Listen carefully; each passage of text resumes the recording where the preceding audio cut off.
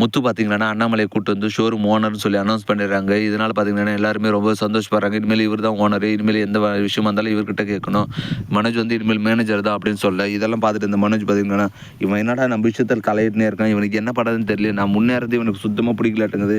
இவங்கெல்லாம் மூக்கு மேல விரல் வைக்கிற மாரி நான் சீக்கிரம் முன்னேறி காட்டணும் அப்படின்னு சொல்லி மனோஜ் பார்த்தீங்கன்னா நினைச்சிட்டு இருக்கேன். இன்னொரு பக்கம் பார்த்தீங்கன்னா, வித்யா வந்துட்டு எல்லாத்துக்கும் காரணம் இந்த ரோஹிணி தான். இவளை எப்படி என்ன பண்றதுன்னு தெரியல. இவங்க அப்பங்கிட்ட பேசினாலா இல்லையே தெரியல. இவ என்னதான் பண்றாளோ அப்படின்னு நினைச்சிட்டு இருக்கேன். அந்த டைமில் பார்த்தீங்கன்னா சந்தோஷ் சார் வர்றாரு. வந்தவர் பார்த்தீங்கன்னா, "என்ன மனோஜ், சப் டீலர்ஸ்கிட்டலாம் காசு வாங்கியிருக்கீங்களா? என்கிட்ட அனுப்பவே இல்லை. நான் எப்படி மெட்டீரியல்லாம் அனுப்புவேன்?" அப்படின்னு சொல்ல, "இல்லை சார், அது வந்து ஒருத்தங்கிட்ட ஏமாந்துட்டேன் சார். அதனால தான் இப்படி ஆச்சு." அப்படின்னு சொல்ல, "என்ன மனோஜ் இப்படியெல்லாம் பண்ணுறீங்க?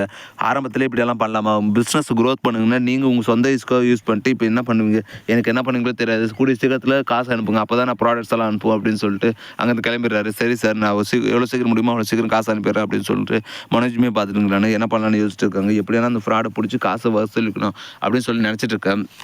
இன்னொரு பக்கம் பார்த்தீங்கன்னா, வித்யா வீட்டுக்கு வராங்க. வீட்டுக்கு வந்து பார்த்தீங்கன்னா, ரோஹின் கிட்டே உங்கள் அப்பா கிட்ட கால் பண்ணே இல்லையா? பேசியாச்சா இல்லையா? காசு அனுப்புனாரே இல்லையா? அப்படின்னு கேட்க, "இல்லை அத்தை, நேற்று ஃபோன் பண்ண எடுக்கல. நான் இன்னைக்கு பேசுகிறேன்." அப்படின்னு சொல்ல, "எவ்வளோ சீக்கிரம் முடியுமோ அவ்வளோ சீக்கிரம் காசு போட சொல்லு.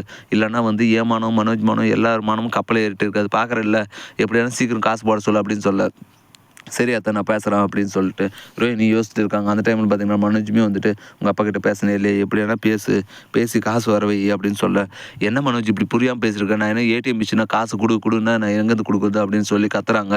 "என்ன ரோஹினி இப்படி தெரியாமல் பேசுகிறேன்? நம்ம நல்லதுக்காக தானே கேட்குறேன்." அப்படின்னு சொல்ல, நம்பு நல்லதுன்னு சொல்லிட்டு எல்லாத்தையும் பண்ண வச்சுட்டு கடைசியில் என்னவே நீ மாட்டி விட்டுற, உன்னை பற்றி எனக்கு தெரியாதா?" அப்படின்னு சொல்லி சொல்ல, "இல்லை ரோஹினி, அதெல்லாம் ஒன்றும் இல்லை. நான் இனிமேல் எதுவும் பண்ண மாட்டேன். எப்படியானா இந்த ஒரு முறை மட்டும் என்னை காப்பாற்று." அப்படின்னு சொல்ல, "சரி, நான் என்னமோ பண்ணுறேன், கிளம்பு." அப்படிங்க கண்ணு முன்னாடி நிற்காது அப்படின்னு சொல்லி ரோஹினி பார்த்தீங்கன்னா ஒரு சத்தமாக மனோஜை திட்டுறாங்க. சரின்னு சொல்லிட்டு மனோஜுமே வந்து கிளம்பி போயிடுறான். இன்னொரு பக்கம் பார்த்தீங்கன்னா, முத்து இருந்துட்டு எப்படியானா அந்த ஃப்ராடை கண்டுபிடிக்கலான்னு தெருவா தேடி இருக்காங்க. அந்த டைமில் பார்த்தீங்கன்னா, ஒரு சினிமா ஆக்டர் வந்து அவன் வீட்டுக்கு அடிக்கடி வர்றாங்கன்ற தகவல் தெரியுது. இதை தெரிஞ்சுக்கிட்டு முத்து பார்த்தீங்கன்னா, அவன் யாருன்னு சொல்லி கண்டுபிடிக்க மீனாவை அனுப்புகிறாங்க. மீனாவுமே வந்துட்டு போய் பூ கொடுக்குற மாதிரி போயிட்டு அவங்ககிட்ட எப்படியோ பழக்கமாகறாங்க.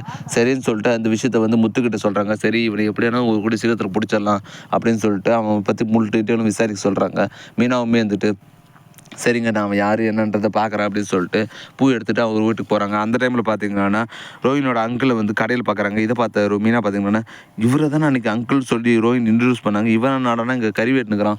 என்ன கதைன்னு தெரியலையே, இதில் ஏதோ மர்மம் இருக்குன்னு" சொல்லிட்டு முத்து கால் பண்ணி நடந்த எல்லா விஷயத்தையும் சொல்கிறாங்க. "அப்படியே நான் எந்த இடம்னு அட்ரஸ் மட்டும் பார்த்து வை, நான் வந்துடுறேன்." அப்படின்னு சொல்லிட்டு முத்துவுமே வந்துட்டு கார் எடுத்து போகிறாங்க. கார் எடுத்து போயிட்டு அவங்க கறி வெட்டுறதை பார்த்த முத்து பார்த்தீங்கன்னா, "அட பாவி, இவனா தான் அன்றைக்கி அங்கிள் மலேசியாவிலேருந்து பெரிய பணக்காரன் அப்படின்னு சொல்லிட்டு இன்ட்ரடியூஸ் பண்ணால், இவன் நடனா இங்கே கறி வெட்டுனுக்கிறான். நான் அப்போவே சொல்லலை, பாலாராமா பின்னாடி ஏதோ பெரிய மர்மமெல்லாம் இருக்குது.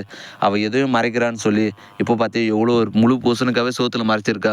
இது இப்படியே விடக்கூடாதுன்னு சொல்லிட்டு முத்து பார்த்தீங்கன்னா வீடியோ எடுக்கிறாரு. அடுத்து என்னென்னலாம் இன்ட்ரெஸ்டிங்காக நடக்க போகுதுன்னு அடுத்தடுத்த வீடியோவில் அப்லோட் பண்ணுறேன். ரோஹினி எப்படி வசமாக மாட்ட போகிறாங்கன்றதை நீங்கள் தொடர்ந்து வாட்ச் பண்ணிட்டே இருங்க. மேலும் இது போன்ற இன்ட்ரெஸ்டிங்கான வீடியோ பார்க்க மறக்காம நம்ம சேனலை சப்ஸ்கிரைப் பண்ணுங்க. கூட பெல் பட்டன் எழுத்துங்க.